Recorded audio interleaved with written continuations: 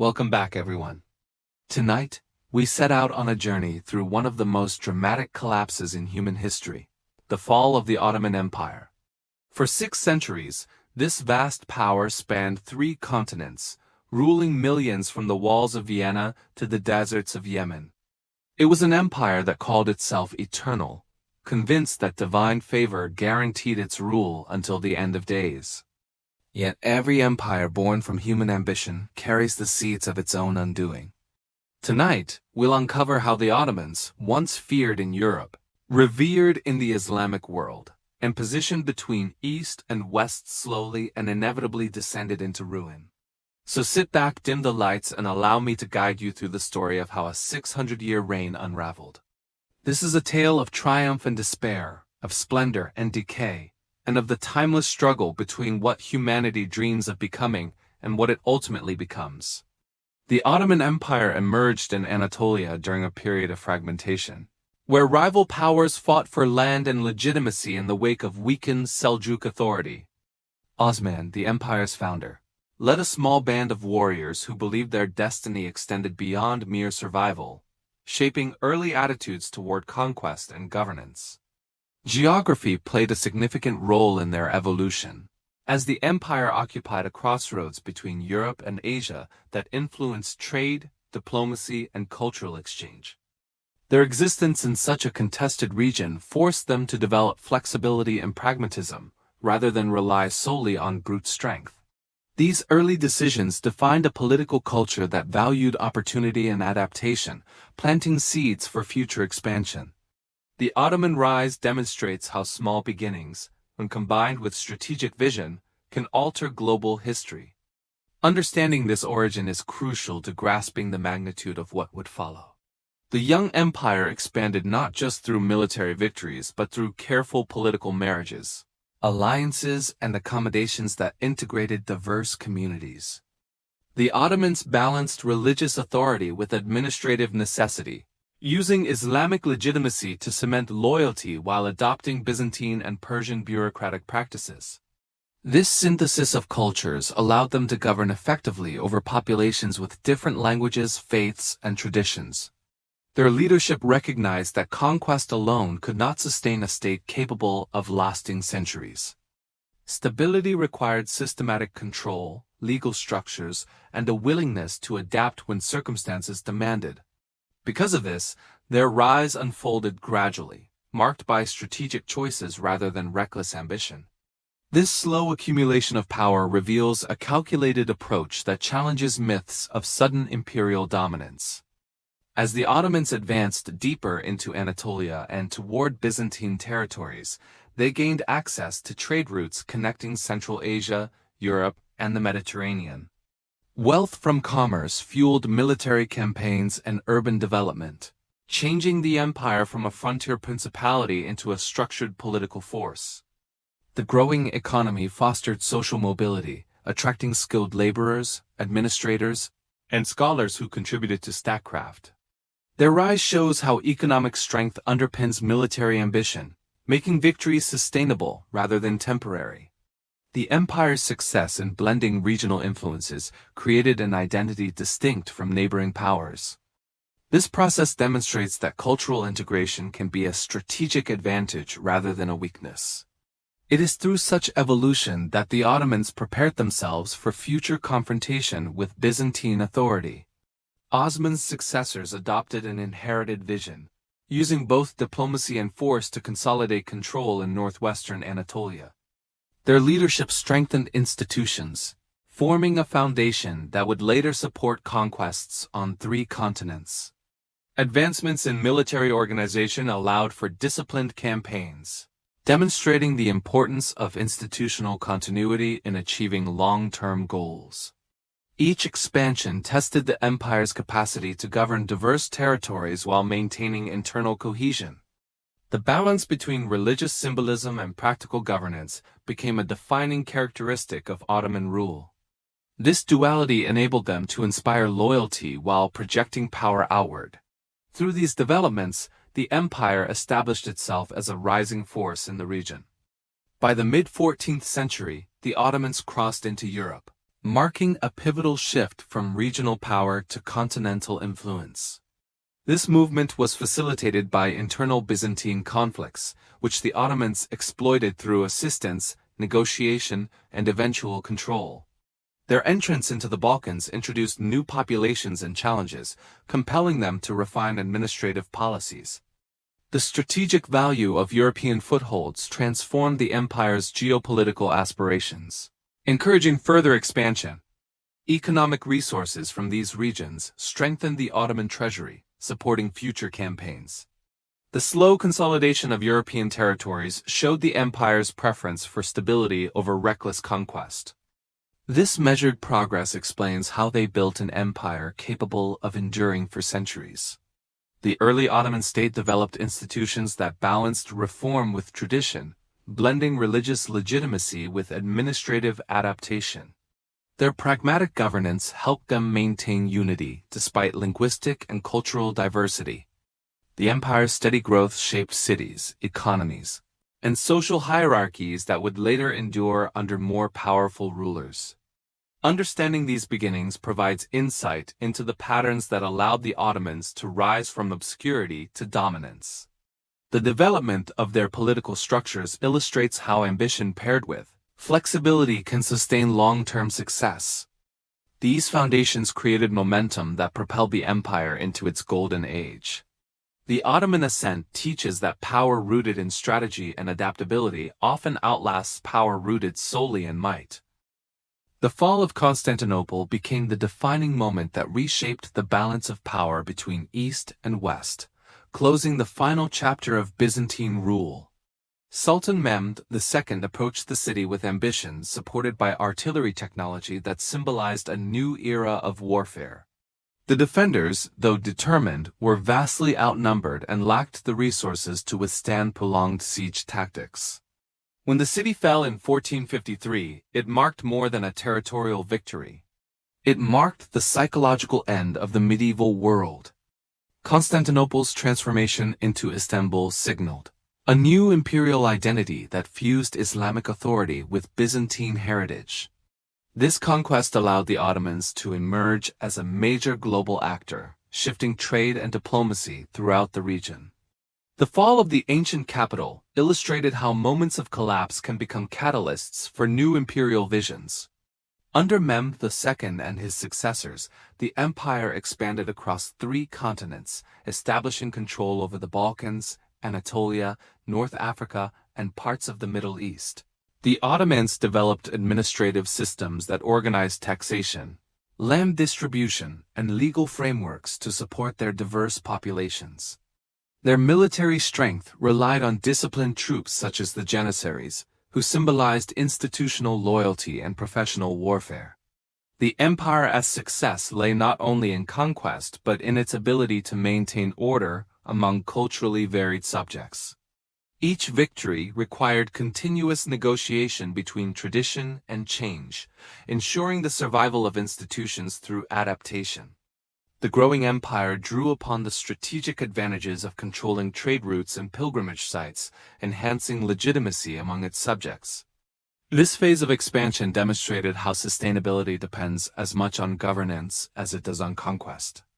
As the empire reached its height, it became associated with both grandeur and complexity, reflecting the challenges of ruling territories with different identities. Cultural exchange flourished in urban centers like Istanbul, where scholars, merchants, and travelers interacted. Architecture, art, and law evolved, blending Islamic roots with Byzantine and Persian influences. The Ottomans positioned themselves as protectors of Islam, using religious symbolism to strengthen unity among their subjects. The longevity of their rule showed how a shared political identity could transcend ethnic differences when supported by structured governance. Yet the empire's diversity required constant compromise, revealing strengths and vulnerabilities. This balance between ambition and administration defined the Golden Age. Despite its achievements, the empire faced internal pressures that slowly challenged its stability, including succession disputes and shifting power within the palace. Influence among concubines, advisors, and ministers affected decision-making, creating factionalism at the highest levels. The Janissaries, once loyal and disciplined, evolved into a political force resistant to reform. Economic pressures emerged as trade routes shifted toward the Atlantic, diminishing revenue once gained from controlling land-based commerce. Administrative challenges grew as the empire struggled to modernize its financial and military institutions. These factors revealed the risks of relying on historical prestige without adapting to global changes. The seeds of decline were present, even in times of triumph. Externally, European states developed technological and economic advantages that changed global power structures. Exploration and colonization opened new markets and trade opportunities, reducing Ottoman influence over commerce. Scientific advancements supported European military innovation, widening the technological gap. Diplomatic relationships shifted, with alliances formed to counterbalance Ottoman expansion. The empire's inability to industrialize at the same pace placed it at a disadvantage. The gradual shift in power exposed vulnerabilities that had previously remained hidden. Decline in comparison, rather than outright collapse, became increasingly evident. As the 17th century progressed, the empire's internal dynamics and external pressures intensified. Attempts at reform met resistance from conservative groups that feared loss of traditional authority. Efforts to address economic and military shortcomings often proved insufficient or poorly implemented. Social tensions grew as regional autonomy challenged centralized control. The once unifying imperial identity weakened under strain from ethnic and religious differences. These developments underscore that decline often unfolds through accumulated setbacks rather than sudden catastrophe. The empire's challenges illustrate how power must evolve to survive. The defeat at the Second Siege of Vienna in 1683 symbolized a turning point that exposed the limits of Ottoman expansion. European coalitions recognized the empire's vulnerability and unified against a power they once feared individually.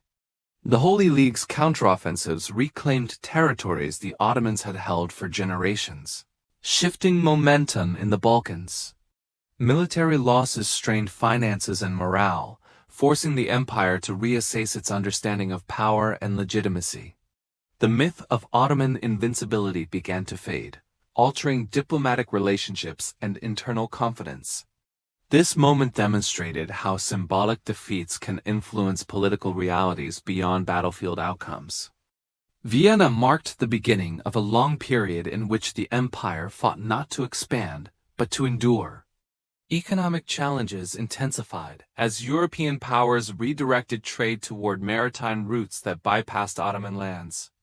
The shift reduced customs revenue that had once supported administrative and military structures. Attempts to reform tax systems often favored short-term gains over long-term stability, fostering corruption and social resentment. Inflation and declining agricultural productivity weakened rural populations who formed the backbone of imperial labor. Urban centers felt the strain as trade networks contracted and competition increased. These pressures revealed how economic shifts on a global scale could affect even the most established empires. The Ottoman experience shows that economic adaptation is essential for sustaining political influence. Institutional reform became increasingly urgent as outdated systems struggled to meet modern realities.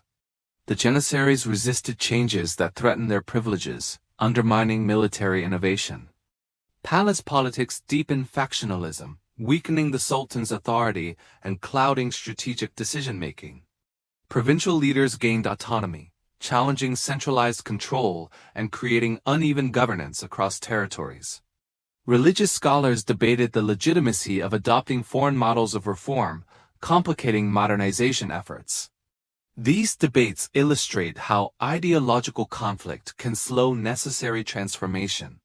The tension between tradition and reform defined this stage of Ottoman decline. The 19th century introduced the Tanzimat reforms, a sweeping attempt to modernize administration, law, and the military. Leaders sought to create equality among subjects regardless of religion, hoping to reduce internal divisions. Railroads, telegraphs, and educational reforms signaled a desire to align with European developments. Yet resistance persisted from groups who feared the erosion of established hierarchies and cultural norms. Reformers struggled to balance modernization with the preservation of imperial identity. The Tanzimat ultimately revealed the difficulty of transforming institutions without altering the foundations of power. These efforts demonstrate that reform without universal support often falters. Nationalism emerged as a powerful force that fractured the empire's multi-ethnic composition. Christian populations in the Balkans sought independence, inspired by European nationalist movements and supported by foreign powers. Rebellions and wars eroded Ottoman control, resulting in the loss of long-held provinces. The empire faced the challenge of governing communities whose identities no longer aligned with imperial unity. Diplomatic pressures increased as rival states sought influence over emerging nations. The weakening of shared political identity exposed the vulnerability of a system built on diversity. Nationalism transformed internal differences into forces of separation rather than cohesion. By the late 19th century, the empire was widely referred to as the sick man of Europe, reflecting its weakened geopolitical status. European powers viewed Ottoman territories as potential spoils, shaping diplomatic negotiations and military planning. Internal reforms failed to keep pace with external competition, leaving the empire reliant on foreign loans and political concessions. Intellectuals and officers debated whether gradual reform or radical change offered the best path forward. The tension between modernization and tradition intensified as the world moved toward industrialization. These developments positioned the empire at a crossroads between survival and dissolution. The stage was set for the crises and transformations of the 20th century. The early 20th century brought new political movements that sought to rescue the empire from decline, most notably the Young Turks. Their leaders believed that constitutional government and centralized authority could restore stability and counter European influence. The 1908 revolution briefly revived hopes for reform, signaling a shift away from absolute monarchy. However, competing visions within the movement revealed deep divisions about identity, modernization, and sovereignty. Efforts to impose Turkish nationalism alienated non-Turkish populations who had once accepted imperial rule. The promise of unity began to unravel as different groups interpreted reform in conflicting ways. This period demonstrated how internal political renewal can falter when ideology fails to accommodate diversity. The Balkan Wars of 1912 and 1913 delivered devastating blows to the empire's territorial integrity and prestige. Successive military defeats forced the Ottomans to relinquish control of most European lands that had been central to their identity for centuries. The loss of these regions accelerated ethnic tensions and weakened morale among soldiers and civilians alike. Refugee movements strained resources and revealed the empire's diminishing ability to protect its subjects. Diplomatically, the defeats exposed Ottoman vulnerability and emboldened rival states. The shrinking borders symbolized not only territorial loss, but also the collapse of imperial authority. These wars made clear that the empire was no longer an expansionist power, but one struggling to preserve its core. As the First World War approached, the empire faced a critical decision regarding alliances and neutrality. Leaders hoped that siding with Germany and Austria-Hungary would reverse recent losses and restore influence. The decision reflected desperation as much as ambition, revealing an empire gambling on external salvation. Military campaigns in the Caucasus, Mesopotamia, and the Dardanelles imposed immense human and financial costs. Internal divisions deepened as war intensified pressure on already fragile institutions. Civilian populations suffered from shortages, displacement, and political repression. The war tested the limits of a state already weakened by decades of strain. During this conflict, the Armenian population faced mass deportation and widespread killing, a tragedy that remains a subject of historical reckoning. The government viewed Armenians with suspicion, associating them with foreign threats and internal rebellion. Policies implemented during wartime resulted in catastrophic human loss and enduring trauma for survivors and descendants. The genocide weakened the empire socially and economically by destroying a significant portion of its skilled and commercial class. The event damaged international reputation, fueling diplomatic isolation at a critical moment. Its legacy continues to influence debates about responsibility, memory, and justice. This chapter underscores how crisis can lead governments to choices with irreversible moral and political consequences. The Arab Revolt further undermined the empire's cohesion by challenging its authority across the Middle East. British support for Arab nationalists shifted the balance of power, transforming regional loyalties into instruments of global strategy. The revolt weakened Ottoman control over vital territories and resources, hastening imperial fragmentation. Long-standing ties between Arab populations and Ottoman rule failed to withstand competing promises of independence. The conflict revealed how nationalist aspirations could align with foreign interests to reshape political borders. As territories slipped away, the empire's claim to religious leadership lost credibility. The revolt demonstrated the fragility of imperial identity in an age defined by national self-determination. By 1918, military defeat and internal collapse forced Ottoman leaders to seek an armistice that acknowledged the end of their wartime ambitions.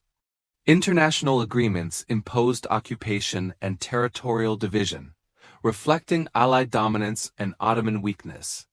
The Treaty of Sevres proposed a partition that reduced the empire to a fraction of its former size.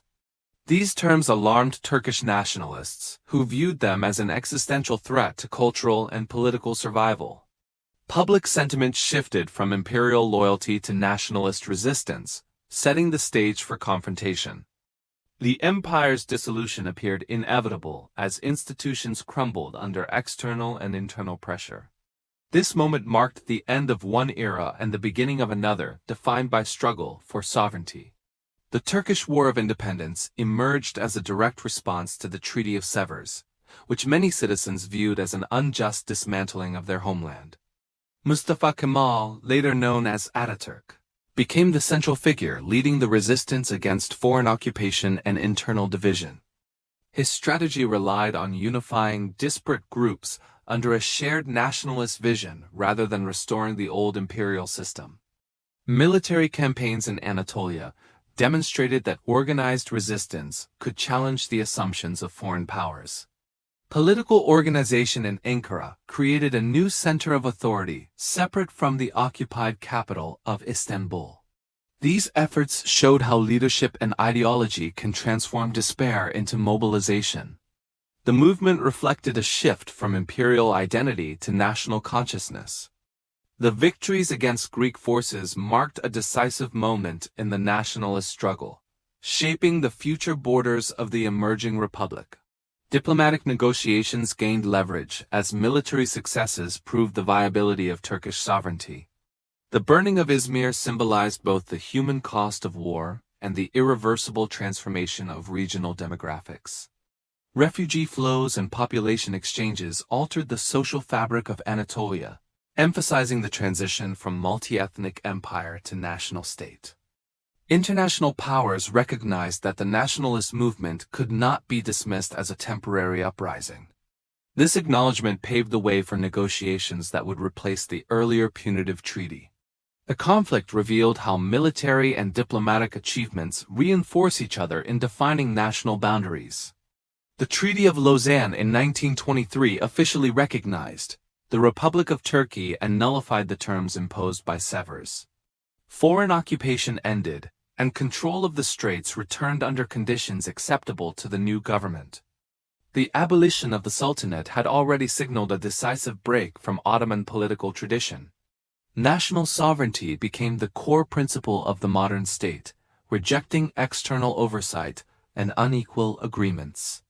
Lausanne marked the success of a strategy that combined armed resistance with diplomatic engagement. Its terms reflected the shift in global recognition from an empire in decline to a nation-state asserting legitimacy. The treaty demonstrated how international law can codify political transformations achieved through conflict. Following independence, sweeping reforms reshaped Turkish society under Ataturk's leadership to create a secular and modern state. The abolition of the caliphate separated religious authority from political power, challenging centuries of tradition. Legal reforms adopted European models to standardize civil and commercial law. Educational systems changed to promote literacy, science, and nationalism over imperial or religious priorities.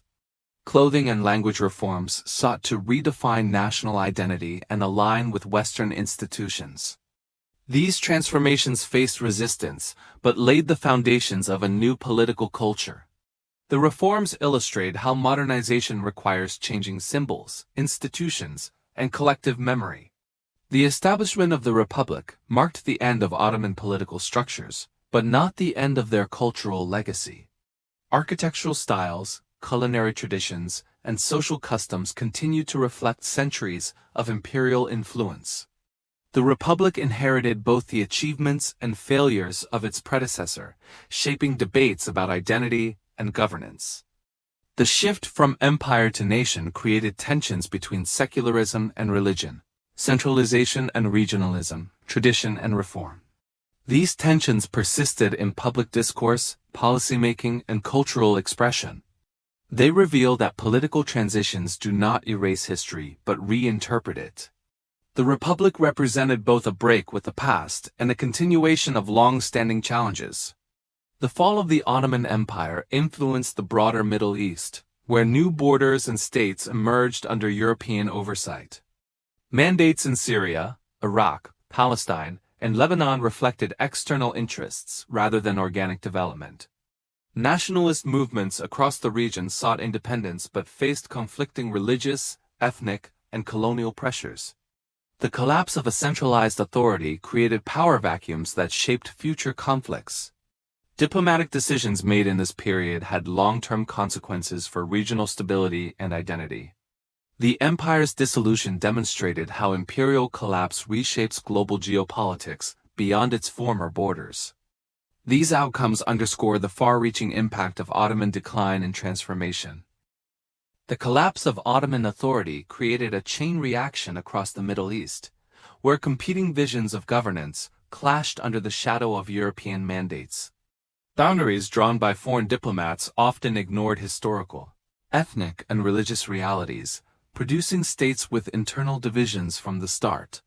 In Iraq, Syria, Lebanon, and Palestine, new administrations struggled to develop legitimacy while navigating economic scarcity and political unrest. Nationalist aspirations emerged alongside colonial constraints, creating tension between promises of independence and the realities of external control. Social groups that once coexisted under Ottoman rule now found themselves separated or forced into artificial unity. These early years demonstrated how the end of empire did not guarantee stability or self-determination.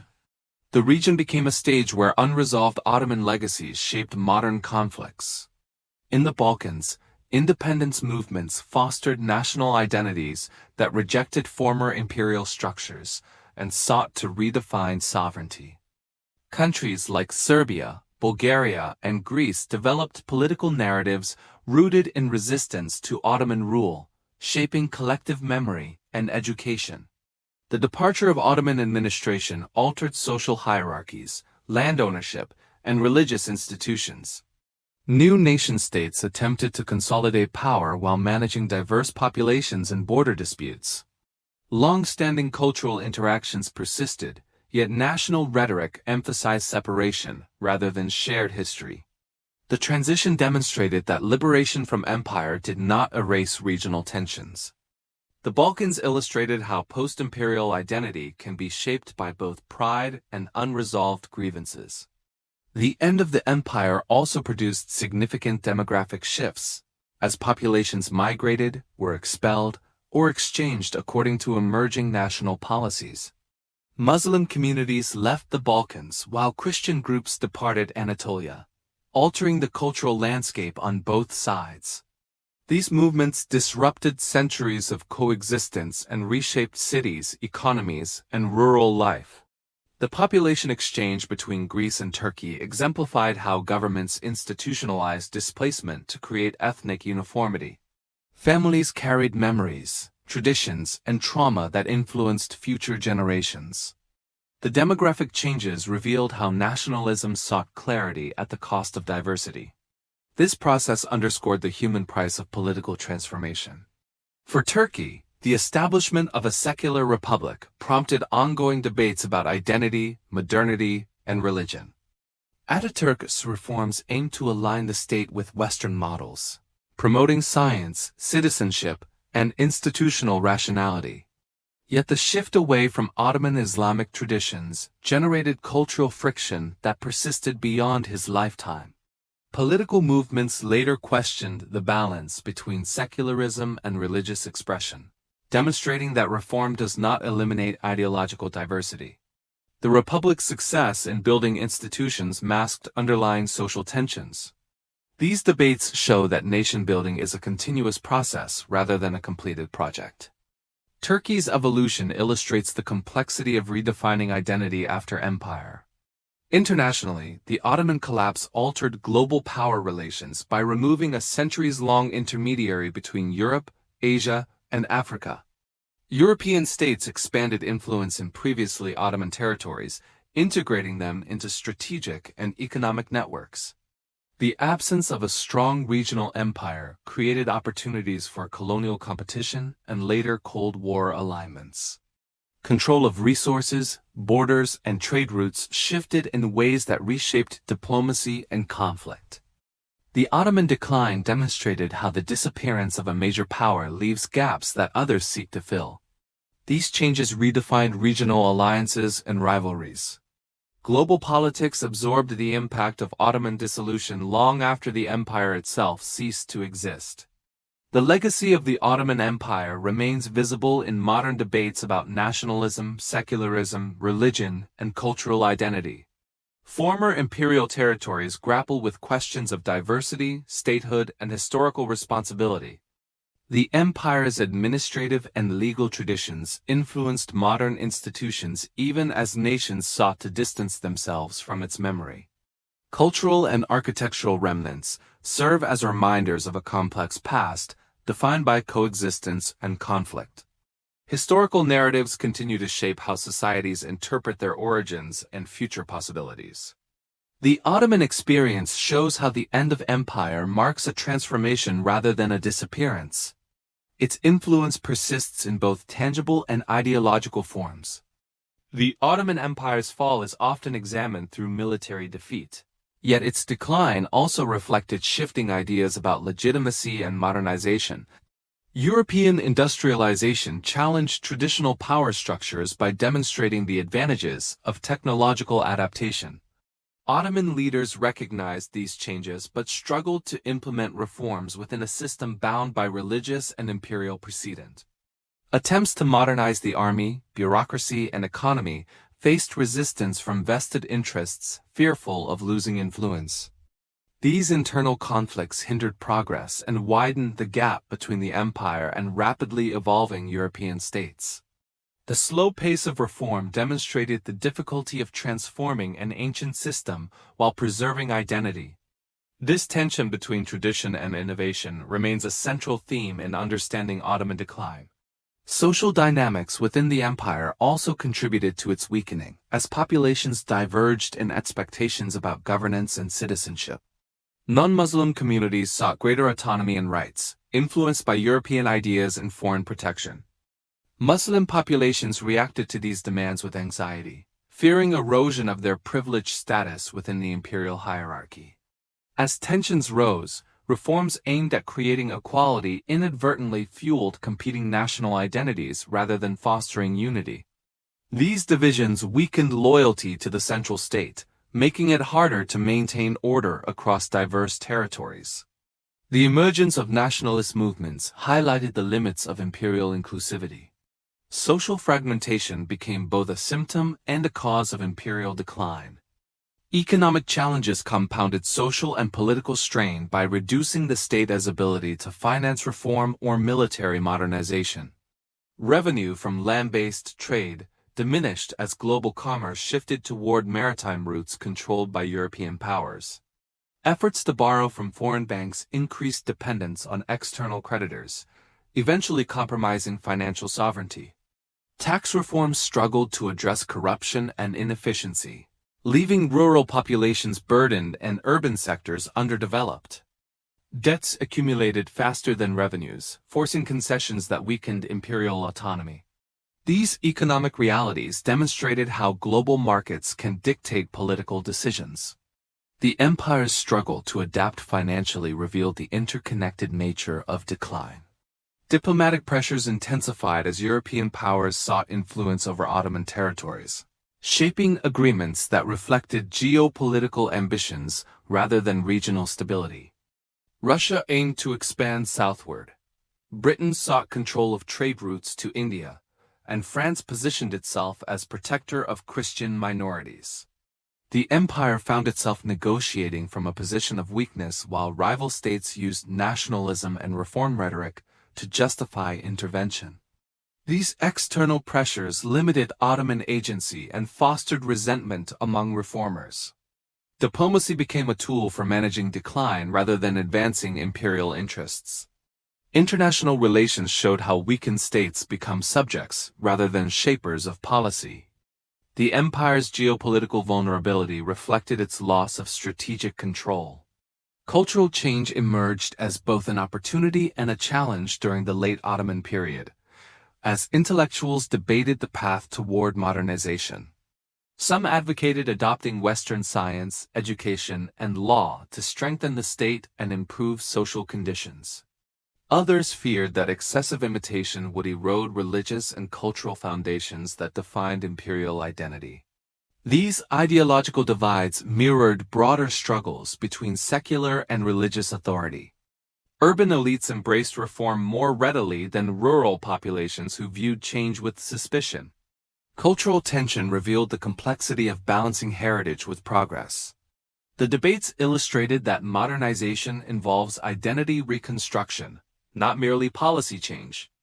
Despite its decline, the Ottoman Empire left behind institutions and legacies that shaped the development of successor states. Administrative divisions, legal precedents, and architectural achievements influenced modern governments and societies. The empire's experience managing diversity informed later discussions about citizenship and minority rights. Urban centers preserved cultural blending through markets, cuisine, and language. The memory of imperial unity continues to influence political rhetoric in regions once under Ottoman rule. Successor nations inherited both the strengths and limitations of imperial governance. The Ottoman legacy demonstrates that decline does not erase influence. It transforms it. The Ottoman approach to managing religious diversity offers insight into how empires can maintain cohesion across vast and varied populations. Through the millet system, communities were allowed autonomy in matters of personal law, education, and religious practice. This structure reduced immediate conflict by granting local authority while maintaining overarching imperial control. However, it also reinforced separation rather than fostering a unified civic identity. As nationalist ideas spread, these separate identities evolved into competing claims for independence. The system demonstrated that tolerance alone cannot prevent fragmentation when shared purpose weakens. The Ottoman experience underscores the limits of pluralism without integration. Urban centers such as Istanbul, Cairo, and Damascus functioned as hubs of cultural exchange where ideas, goods, and traditions intersected. These cities reflected the empire's role as a bridge between continents, linking European markets with Asian and African networks. Scholars and travelers documented the diversity they encountered, contributing to global perceptions of Ottoman cosmopolitanism. Yet beneath the surface of cultural blending existed social hierarchies shaped by class, religion, and ethnicity. Economic opportunities were uneven and political participation remained limited for most subjects. The splendor of imperial capitals often obscured rural hardship and administrative challenges. This contrast reveals the complexities of evaluating imperial success. The Ottoman military evolved from frontier warriors into a centralized force shaped by technological and administrative change. Early victories relied on mobility and adaptability rather than overwhelming numbers or advanced weaponry. Over time, the Janissaries emerged as an elite corps that symbolized discipline and institutional strength. Their recruitment system allowed talented individuals to rise regardless of background, reflecting a pragmatic approach to governance. However, as the corps grew powerful, it resisted reform and became a barrier to modernization. Institutional rigidity contributed to military decline in comparison to European armies. This transformation illustrates how institutions can shift from assets to liabilities. Education and scholarship played important roles in the empire's development, particularly through religious and legal schools that trained administrators and judges. Islamic jurisprudence shaped governance, while scientific and philosophical texts were translated and studied. Cultural exchange encouraged intellectual growth, yet conservative attitudes sometimes limited acceptance of new ideas. The empire grappled with integrating Western scientific advancements without compromising religious principles. These debates highlighted the challenges of intellectual modernization in a traditional society. The pursuit of knowledge reflected both ambition and apprehension. The tension between preservation and innovation shaped educational evolution. Trade networks formed a crucial foundation for imperial wealth by connecting caravan routes, port cities, and marketplaces across regions. The empire profited from controlling key nodes along the Silk Road and Mediterranean trade. Revenue from customs duties financed military campaigns and architectural projects. However, the rise of maritime exploration weakened these economic advantages by diverting commerce to Atlantic routes. As European influence expanded, Ottoman merchants faced increased competition and diminishing profits. The shifting economic landscape exposed vulnerabilities in land-based trade dependency. The empire's response to these changes shaped its long-term sustainability. The Ottoman legal system sought to balance Islamic law with practical governance, creating a framework that addressed disputes and maintained order. Judges applied religious principles while adapting rulings to regional customs and administrative needs. This flexible approach contributed to stability, especially in diverse provinces. Yet contradictions emerged between traditional law and modern legal expectations introduced through reform. Efforts to standardize legislation revealed tensions between religious authority and secular administration. Legal debates mirrored broader conflicts about identity and statehood.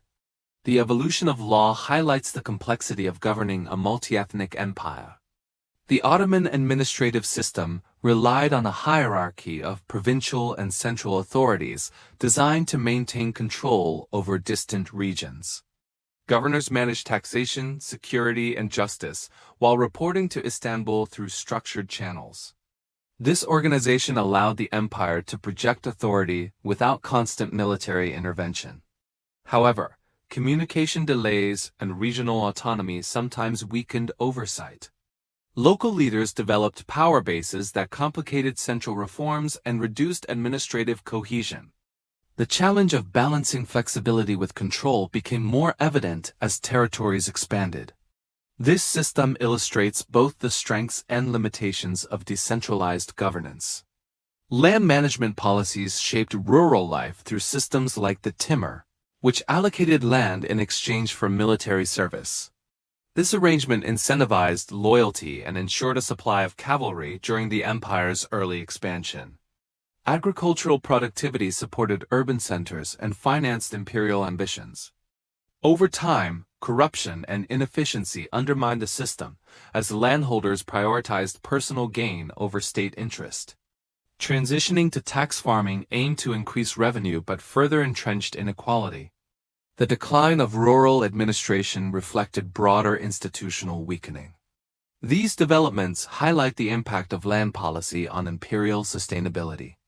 Cultural and artistic expression flourished under Ottoman patronage. producing works in architecture, calligraphy, textiles, and ceramics.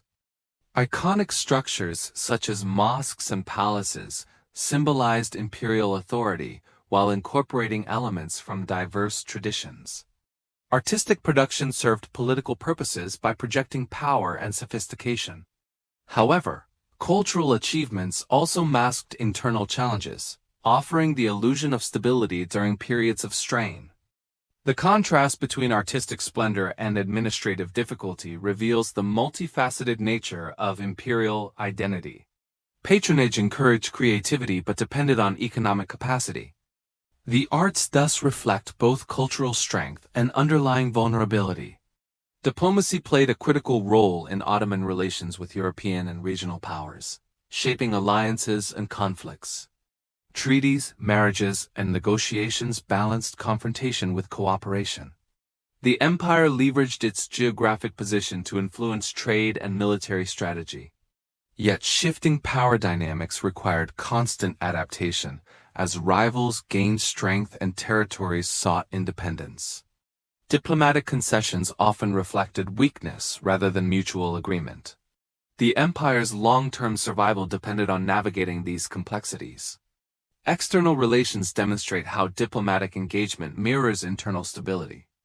Religious authority served both spiritual and political functions by supporting legitimacy and social order. The ulema guided legal interpretation and education, reinforcing Islamic principles within governance. Their influence strengthened cohesion during early expansion, but later resisted reforms viewed as threats to tradition. The tension between religious leadership and modernization efforts shaped policy debates.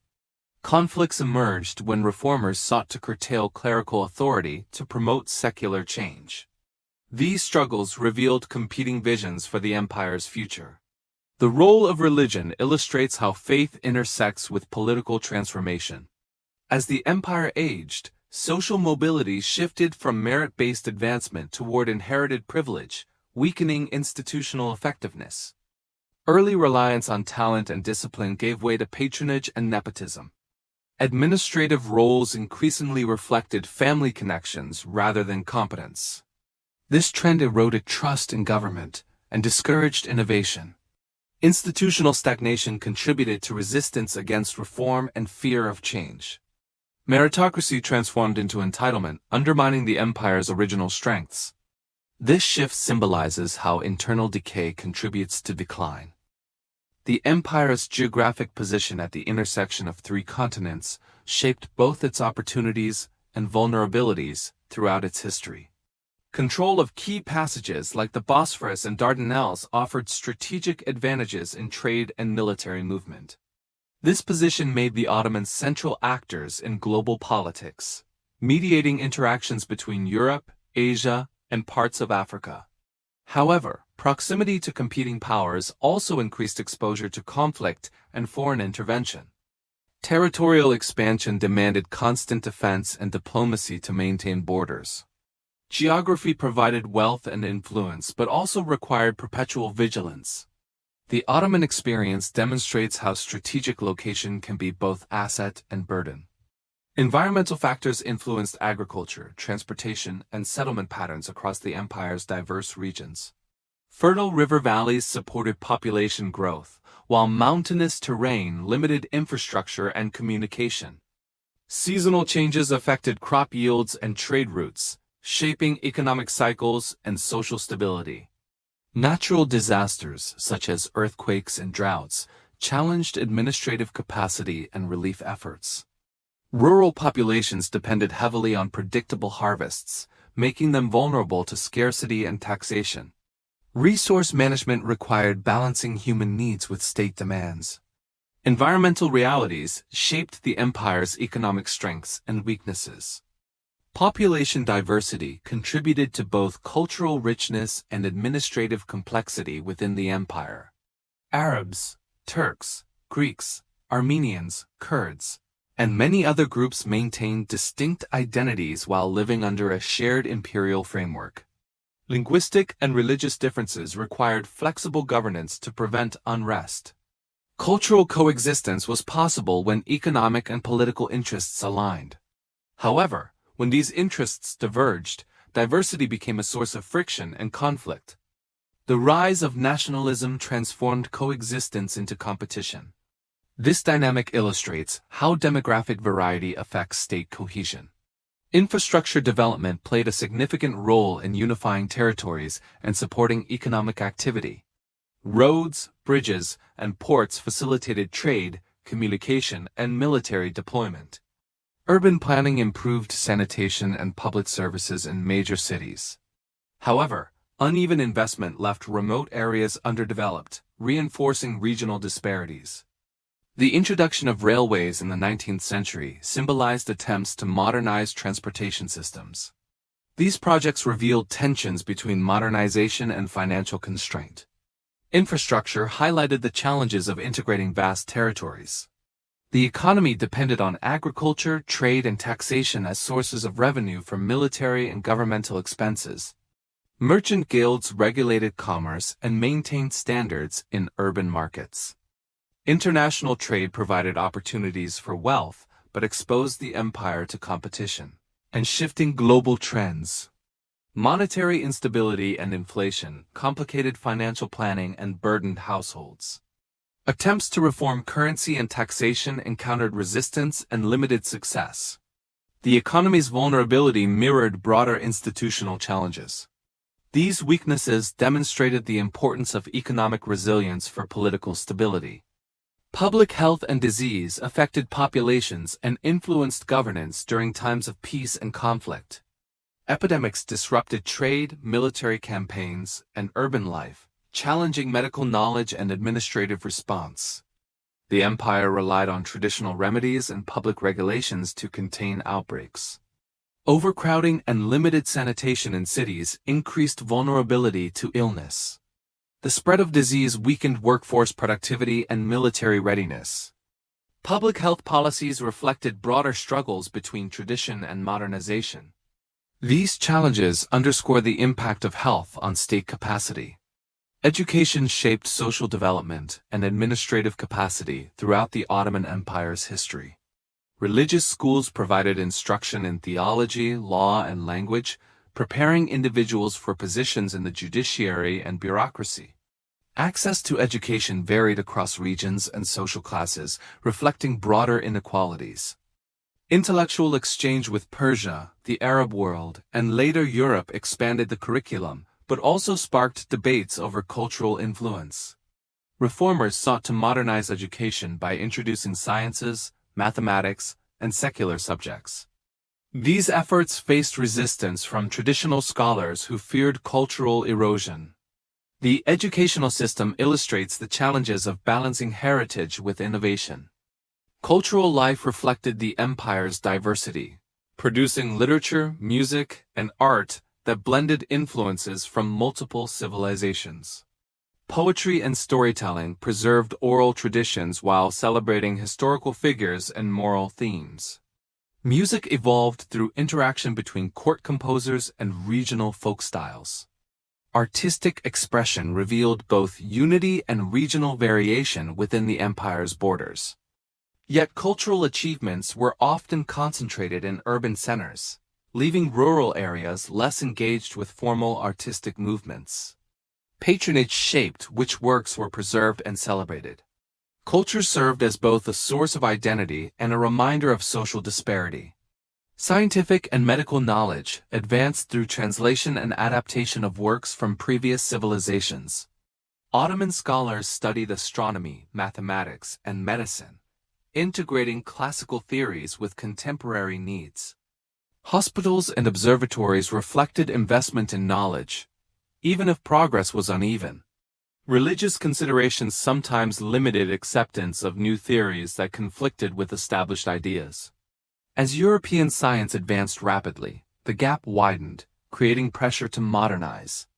These disparities highlighted the challenges of sustaining scientific leadership in a changing world. The empire's scientific legacy reflects its strengths and limitations. Urban-rural divides shaped social and economic life, illustrating differences in opportunity and development. Cities benefited from trade, education, and government investment, while rural regions relied heavily on agriculture. Infrastructure improvements often favored urban centers, widening inequalities. Rural populations faced challenges such as taxation, land disputes, and limited access to services. These inequalities contributed to migration and social tension. The divide reflected broader struggles between modernization and tradition. Regional disparities influenced political and social outcomes. Legal and administrative reforms during the 19th century aimed to modernize the empire and address growing inefficiencies. The Tanzimat period introduced new codes intended to provide equality before the law and centralize authority.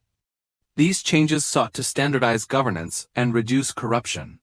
Yet implementation varied across regions, and resistance came from those who feared loss of privilege. The tension between reform and tradition shaped public opinion and political alliances. The mixed results reflected the challenges of institutional transformation. Reform highlighted the complexities of modernizing a diverse empire. Gender roles in Ottoman society were shaped by cultural norms, religious principles, and economic realities. While men dominated formal politics and public life, women played significant roles within households and local communities. Legal frameworks defined rights related to marriage, property, and inheritance. Social class influenced opportunities for education and participation in cultural life. Reforms in the late empire expanded educational access for women, marking a shift toward broader social participation.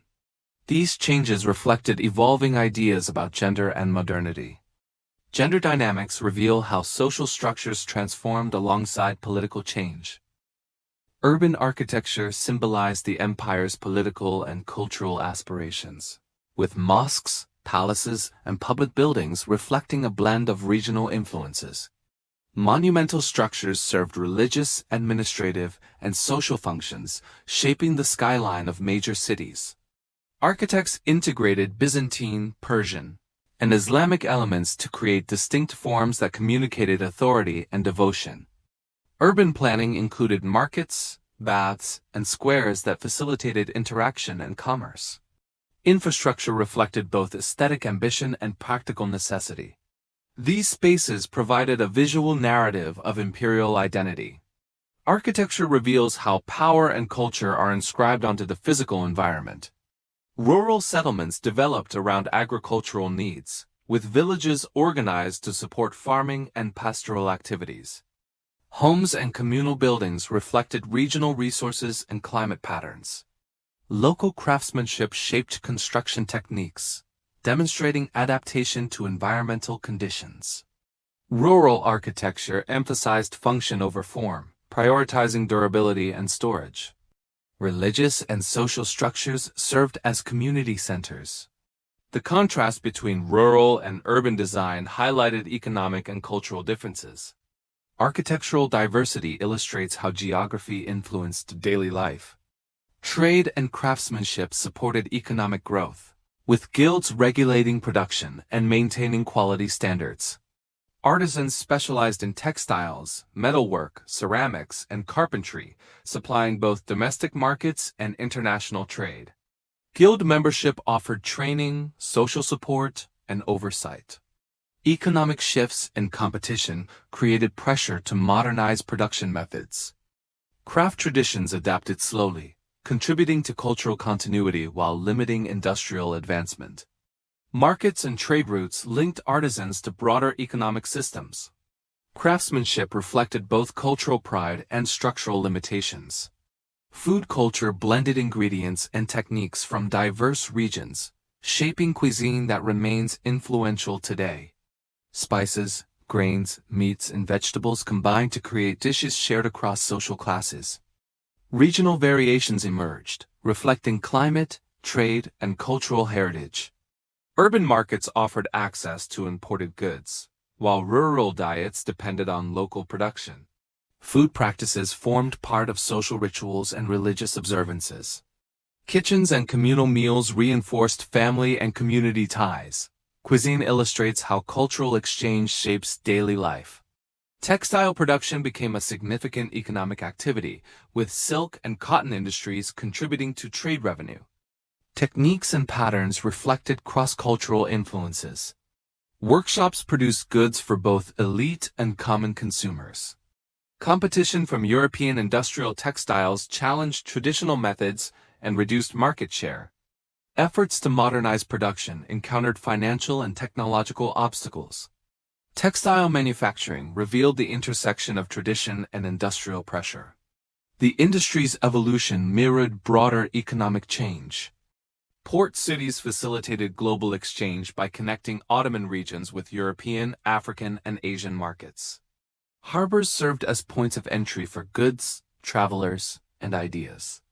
Customs offices regulated commerce and generated revenue. Naval infrastructure supported defense and trade, but required substantial investment. Competition among regional ports shaped urban development and political influence. Maritime routes altered economic priorities and strategic interests. Port cities illustrate the empire's engagement with global networks. The Ottoman Empire's administrative courts managed disputes through a combination of Islamic law and customary practice, reflecting flexibility within a structured legal framework. Judges administered rulings that balanced religious authority with regional circumstances. Records from court proceedings offer insight into social norms, economic relationships, and community expectations. These documents demonstrate how law served not only as a tool of governance, but also as a mediator of daily life. Legal consistency fostered stability even in distant provinces. However, variations in interpretation revealed limits to uniformity. The legal system shows how governance must adapt to complexity.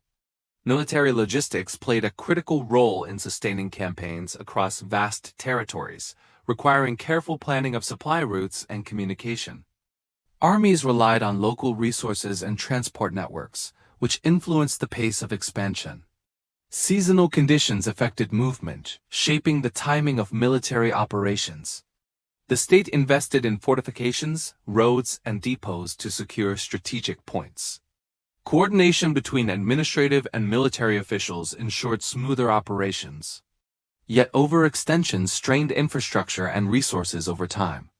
Logistics illustrate the practical challenges behind imperial ambition.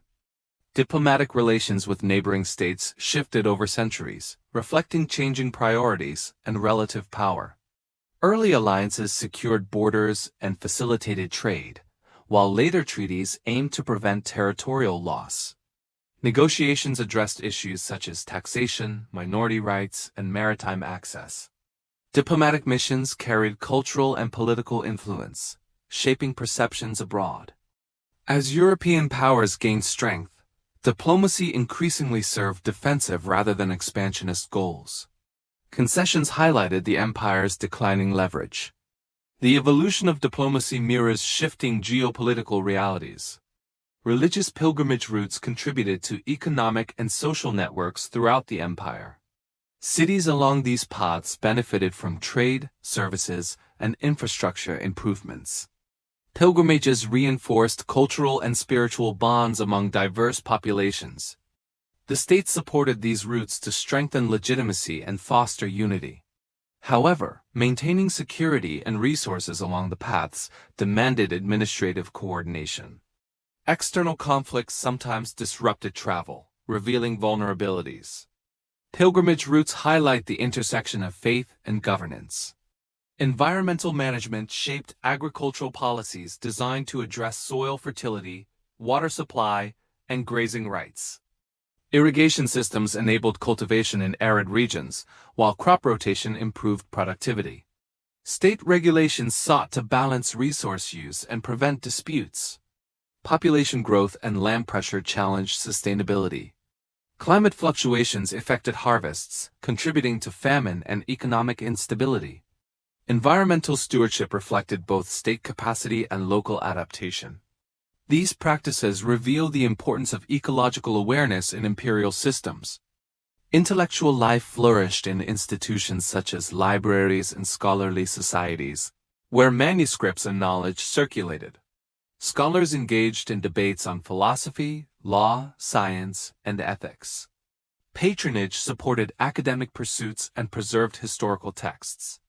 Intellectual exchange extended beyond borders, linking the empire with global scholarly traditions. Censorship and conservative resistance shaped what ideas were publicly accepted. The ongoing negotiation between innovation and tradition influenced intellectual progress. These dynamics show how knowledge evolves within cultural constraints. Communication networks connected distant regions of the empire, enabling the flow of information between provincial authorities and the central government. Couriers, caravan routes, and maritime channels transmitted decrees, reports, and diplomatic correspondence. These systems helped maintain cohesion by keeping officials informed about local conditions. However, delays and geographic barriers sometimes impeded the timely circulation of information. As the empire expanded, the strain on communication increased and exposed weaknesses. Later reforms introduced telegraph lines to modernize and accelerate administrative exchange. Communication reflects how infrastructure influences state effectiveness. Naval power played an essential role in securing coastal territories and controlling key sea routes. Fleets protected trade from piracy and foreign intervention, reinforcing strategic dominance. Naval engagements determined access to the Mediterranean and Red Sea, shaping regional influence. Shipbuilding centers supported maritime strength, but required significant resources and skilled labor. Competition with European navies intensified as technology advanced. The inability to keep pace with modernization contributed to declining naval effectiveness. Maritime history illustrates the challenges of sustaining supremacy on changing seas. Census and taxation policies shaped the relationship between the state and its subjects by monitoring population and resources. Accurate records allowed officials to project revenue and allocate military obligations. These policies supported administrative planning and demonstrated authority. Yet census-taking encountered resistance from communities wary of taxation or conscription.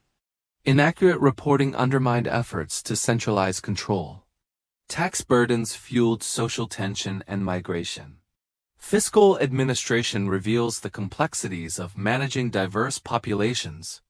Cultural festivals and public rituals reinforced collective identity and demonstrated imperial authority. Events celebrated military victories, religious observances, and royal ceremonies. These gatherings fostered social cohesion and provided opportunities for display and patronage. Participation varied across regions, reflecting local customs and interpretations. Rituals communicated hierarchical relationships between rulers and subjects. Over time, political changes influenced the meaning and expression of these traditions. Public ceremonies illustrate how symbolism shapes loyalty. The regulation of trade and markets reflected the state as effort to maintain economic stability and consumer protection. Officials monitored prices, quality, and weights to prevent exploitation and ensure fairness. Market inspectors enforced rules, demonstrating state oversight in daily commerce. However, enforcement varied and corruption undermined trust. External competition pressured local markets to adapt or decline. Economic regulation illustrates the balance between control and flexibility. These dynamics shaped urban economies. The experience of exile affected political opponents, reformers, and intellectuals who challenged authority. Banished figures continued to influence public thought through writing, correspondence, or return. Exile reflected both punishment and political strategy. Some individuals gained international support, shaping diplomatic pressure on the empire. Personal narratives revealed the human cost of political conflict. Exile shaped legacies and contributed to debates about justice. The phenomenon illustrates how dissent persists beyond borders. The empire's legal pluralism allowed different communities to resolve disputes through religious or customary courts, reflecting its pragmatic approach to governance. While Islamic courts dominated, non-Muslim groups handled family and personal matters according to their faith traditions. This system reduced resistance to central authority by acknowledging cultural autonomy. Yet parallel systems sometimes created jurisdictional conflicts and unequal treatment. Reformers later sought to establish uniform legal codes to modernize administration and promote equality.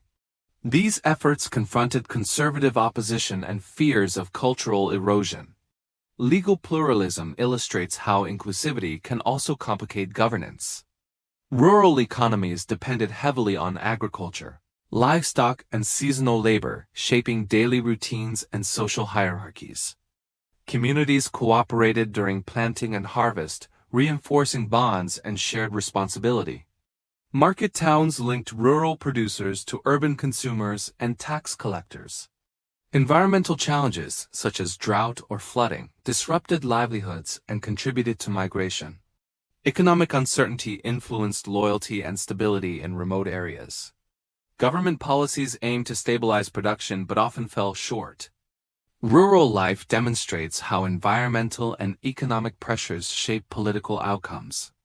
The empire's postal relay system relied on stations positioned along major routes, allowing messages and travelers to rest and resupply. Couriers transported correspondence across provinces, maintaining administrative ties over vast distances. Efficiency varied depending on terrain, security, and investment. As diplomacy and trade expanded, communication demands increased. Later reforms introduced modern postal services to replace traditional networks. Technological change highlighted the need for faster and more reliable systems. The evolution of communication reflects the shifting requirements of governance. Artisanal guilds served as economic regulators and social institutions, organizing skilled labor into structured networks. They offered training, set prices, and maintained quality standards. Membership provided status and protection within urban society.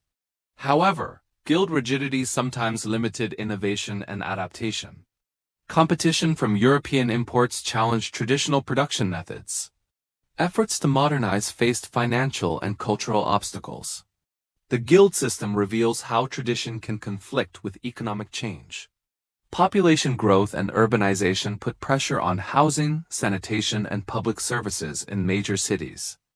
Wealthier districts benefited from planned development, while poorer neighborhoods suffered from overcrowding. Public health measures attempted to control disease but varied in effectiveness. Infrastructure improvements aimed to address hygiene and waste management. Municipal reforms emerged to confront these challenges. Urban growth reflected broader social and economic shifts. The strain on resources illustrates the difficulties of managing expanding populations. Political succession posed recurring challenges, as disputes over leadership risked instability and conflict. Early reliance on merit and conquest gave way to hereditary claims and palace intrigue. Rival factions sought influence through alliances and manipulation. Succession crises weakened military readiness and administrative efficiency. Reforms attempted to regulate succession and reduce violence. However, internal power struggles persisted throughout the empire's history. Leadership transitions illustrate how personal ambition affects state stability. Environmental change influenced agricultural output and settlement patterns, affecting the economy and food security. Droughts, floods, and climatic fluctuations challenged farmers who relied on predictable seasons. Crop failure strained rural communities and reduced tax revenue for the state. Efforts to manage irrigation and land use varied across regions, reflecting differences in resources and administrative capacity. Environmental stress heightened social tension and fueled migration to urban centers. These pressures demonstrated the vulnerability of agrarian systems to natural forces. The empire's resilience depended on its ability to adapt to environmental realities. Public works projects such as aqueducts, bridges, and roads reflected the empire's investment in infrastructure to support commerce and communication. Urban centers benefited from improved water supply and sanitation, enhancing public health. Construction projects required skilled labor and coordinated planning, demonstrating administrative capacity. However, Uneven investment created disparities between prosperous cities and neglected regions.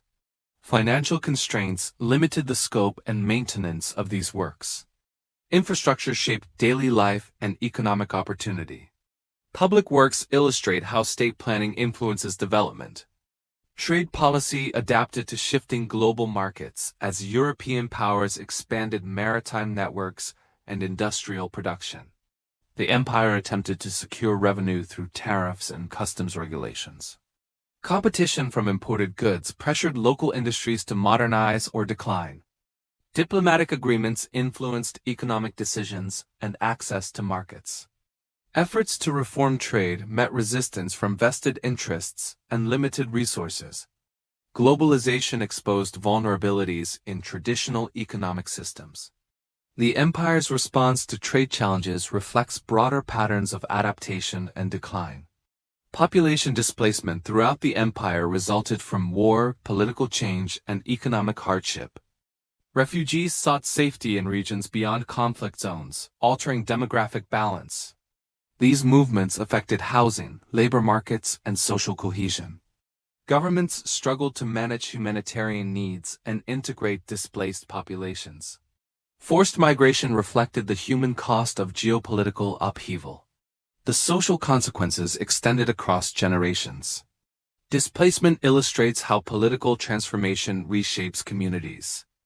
Cultural exchange continued to shape daily life, as interactions between ethnic and religious groups influenced language, cuisine, and social customs.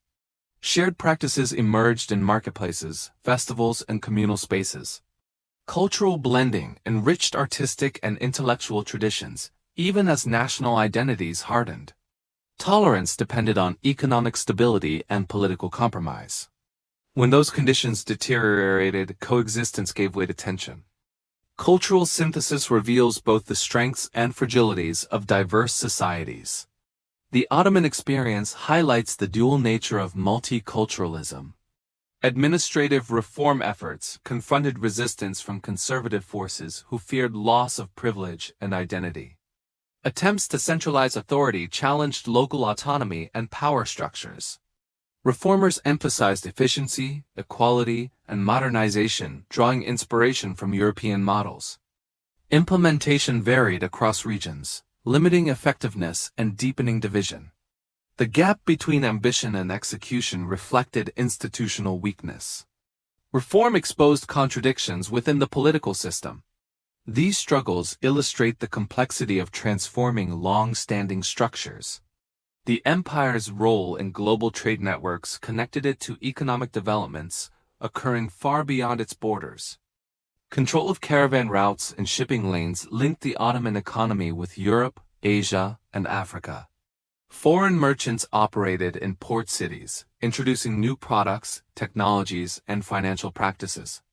Diplomatic agreements shaped commercial interactions, granting privileges that sometimes undermined domestic industries. As European powers advanced technologically, the empire faced increasing competition and dependency. Attempts to reform commerce struggled to bridge the widening economic gap. Global trade illustrates the pressures of integration and rivalry.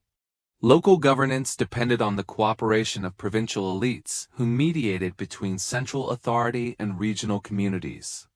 Governors, religious leaders, and landowners exercised influence within their jurisdictions. Their support ensured tax collection, security, and public order. However, regional autonomy sometimes conflicted with centralizing reform efforts. Rivalries among local elites hindered administrative unity and complicated policy implementation. The balance between central control and provincial power shaped state effectiveness. These tensions reveal the challenges of governing vast and diverse territories. Transportation systems evolved to meet the needs of an expanding state, affecting commerce, communication, and military logistics. Roads and bridges facilitated movement, while river routes and coastal shipping offered alternatives. Investments in railways during the 19th century signaled modernization and strategic planning. Yet financial limitations slowed progress and created regional disparities. Technological dependence on foreign expertise reflected broader economic challenges. Transportation shaped the empire's capacity to integrate territories. Infrastructure development represented ambition constrained by resources. Diplomatic rivalries among European powers influenced Ottoman foreign policy, often placing the empire in a reactive position. Britain, France, and Russia pursued competing interests in the Middle East, Balkans, and Mediterranean. The empire attempted to balance these pressures through alliances and concessions. International conferences and treaties reflected shifting power dynamics and the weakening of Ottoman sovereignty. Diplomatic isolation increased as European states viewed the empire as a strategic prize rather than an equal partner. Foreign intervention shaped domestic politics and reform debates. International relations illustrate how declining powers navigate external threats. Religious and ethnic minorities sought recognition and rights within the empire's legal and social structures. Some communities pursued autonomy or independence, influenced by nationalist ideologies and foreign support. Others sought reforms that preserved identity while improving social standing. Tensions arose between demands for equality and fears of fragmentation. Policies aimed at integration often intensified divisions rather than resolving them. Minority experiences reflect broader debates about citizenship and belonging. These challenges reveal the limits of imperial pluralism. Economic inequality widened as wealth concentrated in urban centers and among elite classes. Rural populations faced heavier tax burdens and fewer opportunities, deepening social resentment. Industrialization in Europe exposed disparities and fueled demand for reform. Attempts to modernize economic policy met resistance and lacked sufficient resources. Inequality contributed to political instability and weakened loyalty to the state. Social grievances compounded institutional challenges. The widening divide illustrates how economic disparities accelerate decline. Education reform became a central focus of modernization efforts, as leaders sought to prepare citizens for a changing world. New schools introduced secular subjects, science, and foreign languages alongside traditional studies. These reforms aimed to create a more skilled workforce and support administrative efficiency. However, conservative opposition viewed such changes as threats to cultural and religious identity. Access to modern education remained uneven, favoring urban populations over rural communities. The slow pace of implementation revealed institutional limitations. Educational transformation illustrates how modernization reshapes society. Public health initiatives attempted to combat disease and improve living conditions in both urban and rural areas. Medical practitioners adopted new techniques imported from Europe while retaining traditional practices. Quarantine measures and sanitation efforts aimed to control epidemics, though success varied. Public health policy depended on cooperation between central and local authorities. Limited resources and infrastructure hindered progress. Disease outbreaks exposed inequalities and administrative weaknesses. Health reforms highlight the intersection of science and governance. Infrastructure investment reflected the state's attempt to modernize transportation, communication, and public services. Railways connected major cities, facilitating trade and troop movement. Telegraph lines enhanced administrative coordination and diplomacy. Urban improvements provided cleaner water and waste management. However, financing such projects required foreign loans, increasing economic dependence. Uneven development reinforced regional disparities. Infrastructure symbolizes ambition constrained by debt and political resistance. Cultural revival movements emerged as intellectuals sought to reinterpret identity in a rapidly changing world.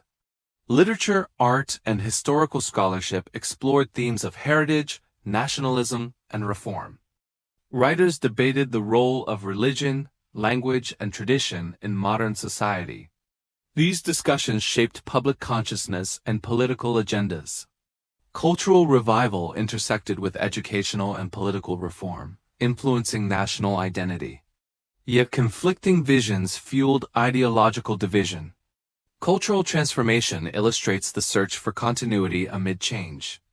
Women's roles in society evolved as educational access expanded and reform movements questioned traditional gender norms. Urban women gained opportunities in teaching and nursing, reflecting new ideas about public participation. Legal changes affected marriage, inheritance, and property rights. However, disparities persisted across class and region, limiting broad transformation. Conservative groups resisted efforts to redefine gender roles. The changing status of women reflected broader social negotiation. Gender reform reveals the complexity of balancing tradition and progress. Political reform movements attempted to redefine governance through constitutionalism, centralization, and legal equality. Reformers aimed to strengthen the state by limiting absolute authority and modernizing institutions.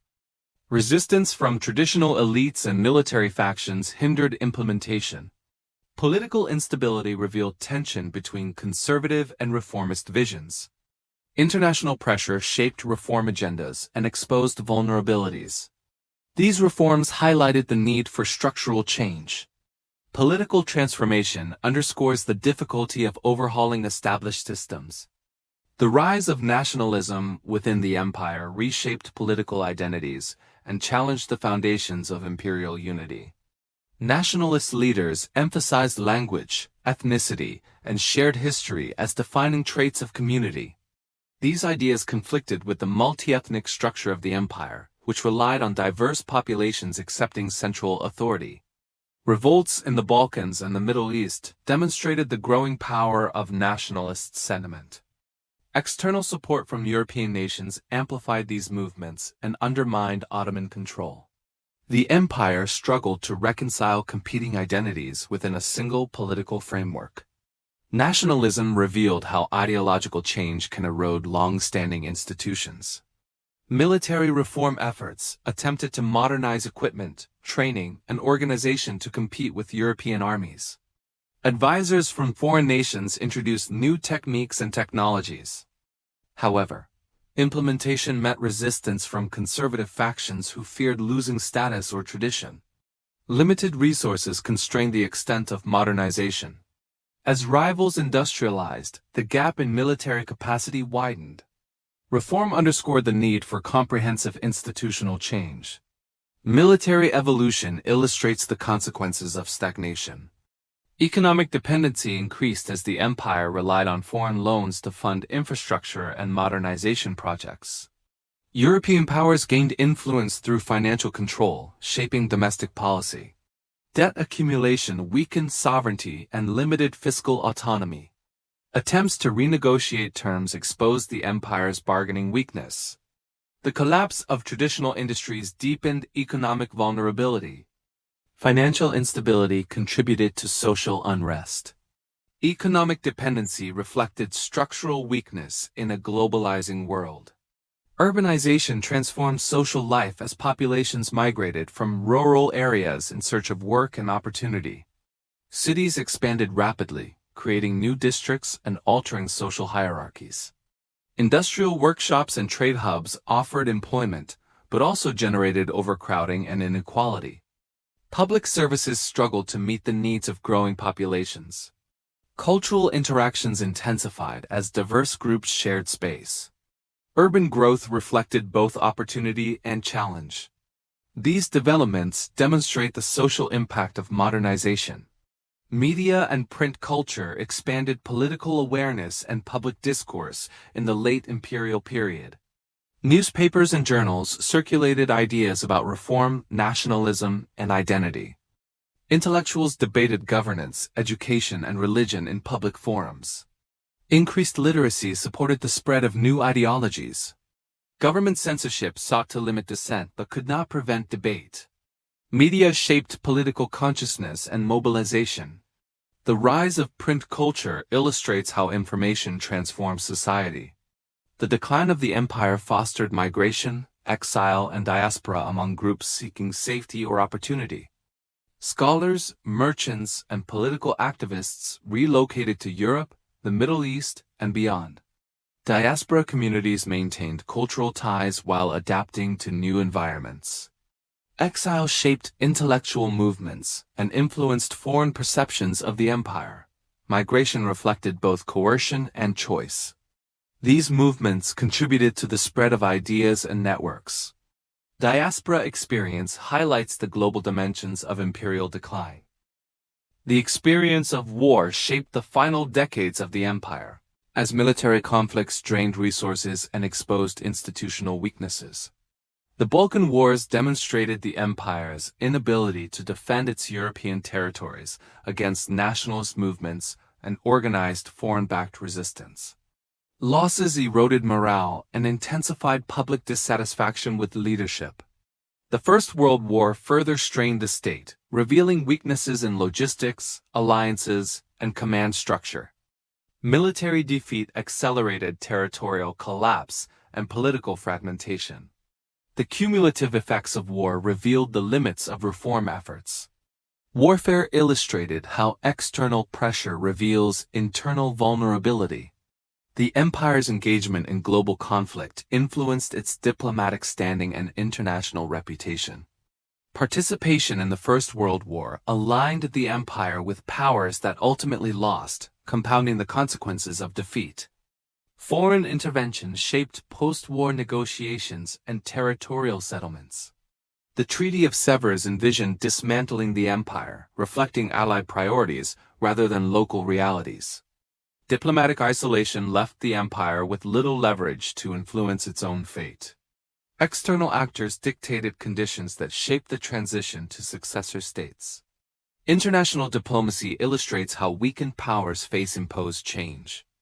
Internal dissent grew as populations suffered from food shortages, displacement, and loss of life. Social unrest emerged in cities and rural areas alike, reflecting widespread exhaustion and frustration. Political factions blamed one another for defeat and decline, undermining unity. Reformers and traditionalists clashed over the path forward. The collapse of imperial authority created space for nationalist and revolutionary movements. Public sentiment shifted from loyalty to skepticism and resistance. Social discontent illustrated the erosion of legitimacy. The emergence of new leadership signaled a shift in political identity and governance. Figures such as Mustafa Kemal organized resistance movements that rejected foreign occupation and aimed to build a modern nation-state. Their success drew support from populations disillusioned with imperial leadership. Political organization created alternative centers of power outside traditional institutions. The nationalist agenda reframed sovereignty around territorial identity rather than imperial legacy. This transformation challenged the existing political order. Leadership change highlighted the role of individual agency in historical transitions. Cultural memory and historical narrative played important roles in shaping how populations understood the collapse of the empire. Competing interpretations emphasized betrayal, mismanagement, or external aggression as causes of decline. Literature, journalism, and education reflected these debates. Cultural memory influenced political mobilization and identity construction. Successor states used history to legitimize new institutions and ideologies. The selective use of memory shaped public understanding. Historical narrative illustrates how the past informs the present. The dissolution of the empire produced a new geopolitical landscape. As territories reorganized under mandates, nation-states, and colonial administration, borders were redrawn to reflect strategic interests rather than organic development. Communities found themselves separated or combined according to external decisions. These changes shaped conflicts and alliances that continue to influence modern politics. Successor states faced the challenge of building identity and stability within newly defined boundaries. The consequences of dissolution extended far beyond the final political events. The end of the empire signaled the beginning of new struggles. The partitioning of former Ottoman lands revealed the extent to which external powers influenced the political future of the region. Allied mandates in the Middle East imposed administrative systems that reflected European priorities more than local aspirations. These arrangements disregarded ethnic, religious, and tribal boundaries, creating states with inherent tensions. Resistance movements emerged in response, challenging foreign control and advocating for self-determination. The legacy of mandate rule continues to shape regional conflicts and political identities. Successor states inherited problems rooted in imposed borders rather than organic development. The post-war settlement illustrated how imperial collapse does not guarantee national stability. The transition from empire to nation-state in Anatolia marked a profound shift in political legitimacy and identity. National sovereignty replaced dynastic authority, emphasizing citizenship and territorial unity. Reforms sought to modernize institutions and align them with contemporary global standards. Secularism redefined the relationship between religion and governance, challenging centuries of tradition. Language and cultural policies aimed to cultivate a unified national identity. These efforts faced resistance, but achieved lasting structural transformation. Nation-building revealed both opportunity and conflict in redefining statehood. The social transformation following the empire's dissolution affected education, family life, and cultural expression. Schools promoted new curricula that emphasized nationalism, science, and modernization. Household structures adjusted to economic and social changes, with urbanization altering traditional roles. Cultural production reflected evolving values, blending continuity and reform. Public debate examined the meaning of heritage in a modern context. These shifts were uneven across regions, with rural populations adapting more slowly. Social change illustrated the complexity of redefining identity after empire. Economic reconstruction confronted the challenge of rebuilding industries, infrastructure, and financial systems weakened by war and collapse. New policies aimed to reduce foreign dependence and stimulate domestic production. State-led initiatives supported agriculture and manufacturing, seeking to establish economic autonomy. However, limited resources and global competition posed ongoing difficulties. Trade relations required renegotiation to reflect new political realities. Economic planning highlighted the need for long-term investment and stability.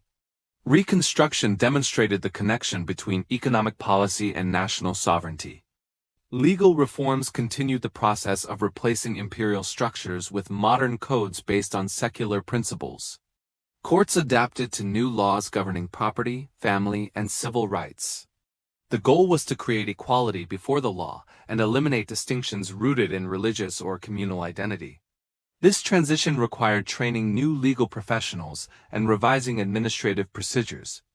Public reaction varied, with some viewing reform as progress and others as cultural loss. The legal system reflected broader ideological shifts. Justice became a measure of modern state credibility.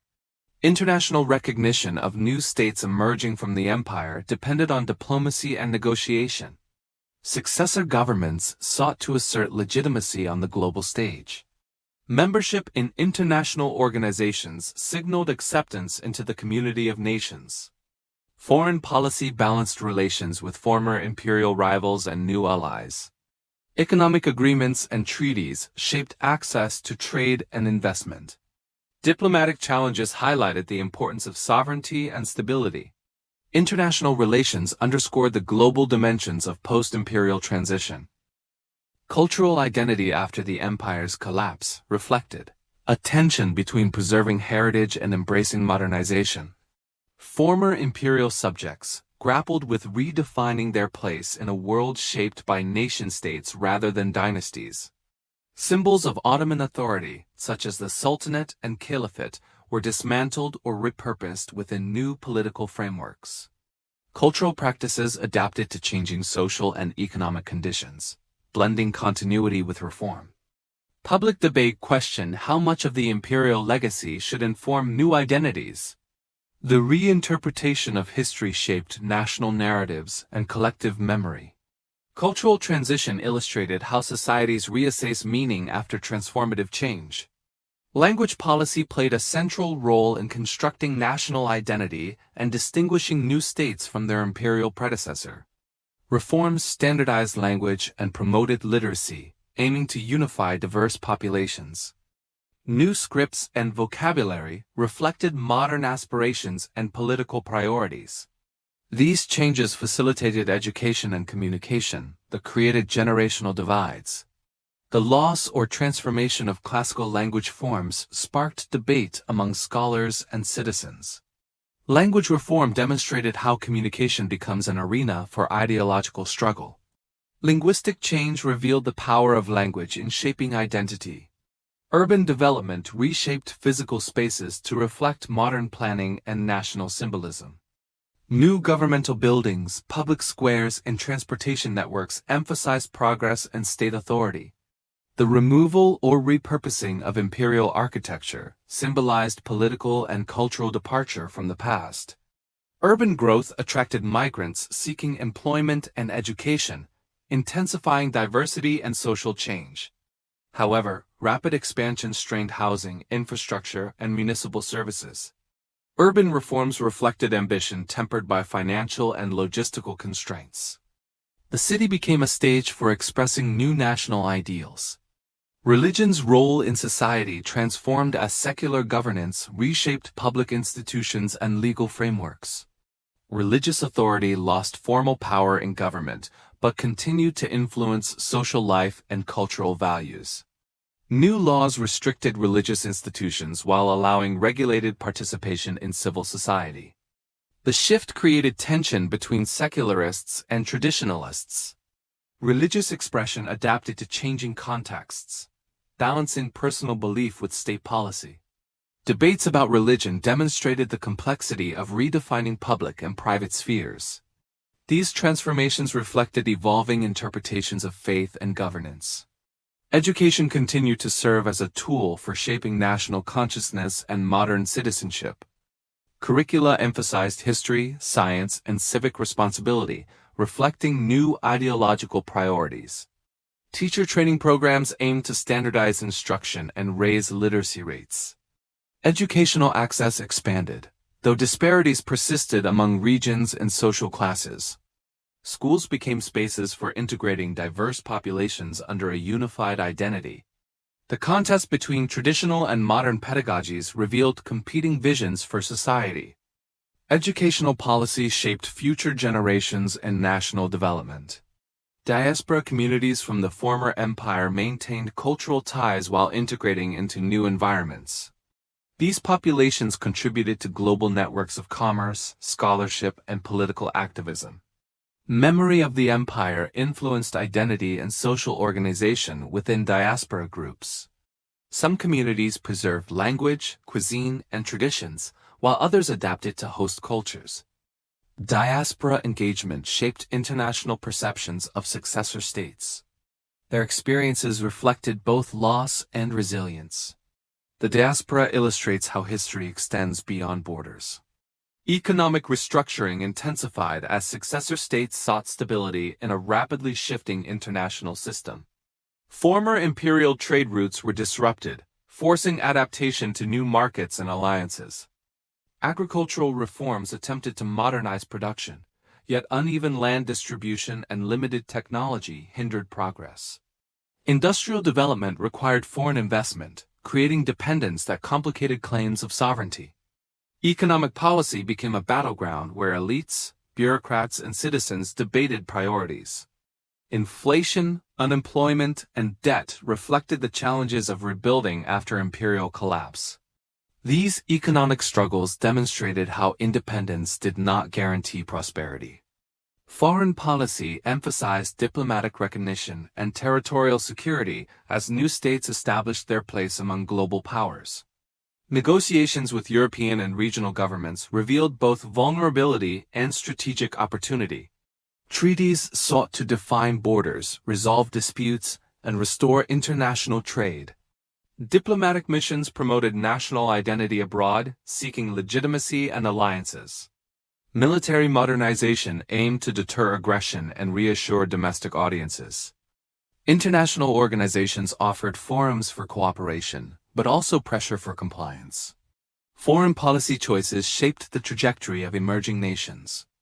Population movements reshaped demographics as refugees, migrants, and displaced people searched for safety and opportunity. Borders drawn without considering ethnic and religious distribution created tension and forced migration. Communities uprooted by war and political change faced hardship and uncertainty. Host regions struggled to accommodate new populations, straining resources and social cohesion. Resettlement policies attempted to manage change, but often fell short of addressing humanitarian needs. Population distribution influenced political representation, economic development, and cultural identity. These demographic shifts illustrated the human cost of geopolitical transformation. Social inequality persisted despite promises of reform and modernization. Urban and rural divides deepened as economic growth concentrated in select regions. Industrial workers faced harsh conditions and limited labor protections. Rural populations struggled with outdated infrastructure and limited access to education and healthcare. Women sought greater participation in public life, challenging traditional norms while encountering institutional barriers. Social movements emerged to demand change, advocating for rights, justice, and representation. Inequality underscored the unfinished nature of modernization. Environmental challenges received limited attention as successor states prioritized political and economic stability. Resource extraction intensified without comprehensive plans for sustainability. Deforestation, soil degradation, and water scarcity threatened agricultural productivity. Urban pollution increased with industrial expansion and inadequate regulation. Natural disasters exposed weaknesses in infrastructure and emergency response. Scientific awareness grew, but policy implementation lagged behind. Environmental issues revealed the long-term consequences of short-term development goals. Collective memory shaped how societies understood their imperial past and envisioned their future. Public monuments, museums, and literature reflected contested interpretations of history. Some viewed the empire as a period of stability and cultural achievement, while others emphasized oppression and inequality. National narratives highlighted victories and sacrifices to build cohesion. Academic research challenged simplified versions of history by presenting nuanced perspectives. Memory politics influenced identity, diplomacy, and education. The struggle over interpretation showed that the past remained a powerful force in the present. The final years of transition demonstrated how deeply the collapse of empire reshaped global politics and regional identities. Successor states confronted the dual challenge of honoring their heritage while constructing modern institutions that could withstand external pressures. Intellectuals and policymakers debated how much of the imperial legacy should inform governance and culture. International observers viewed these transformations through competing lenses of strategic interest, humanitarian concern, and historical judgment. The dissolution illustrated how empires do not simply vanish but evolve into new forms of political and cultural organization. Citizens experienced these changes not as abstract events, but as shifts that altered daily life, opportunity, and social expectations.